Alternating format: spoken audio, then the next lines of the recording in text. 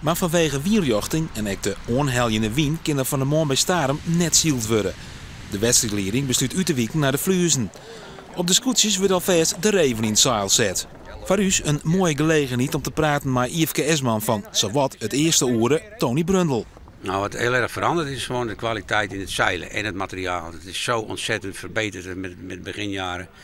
En het is allemaal high-tech spul tegenwoordig. Maar je moet mee investeren, want anders kom je niet meer bij die top. Het is wel een hele dure hobby, moet ik zeggen, hoor, want het is wel eens een beetje te gek. Ook Tony's dochter Rosalie had het scootje virus te pakken. Als jong famke vaarde ze al mooi. Ja, we hebben een foto van 29 hier verlien. Is mijn high-tech bij maar die IFKS.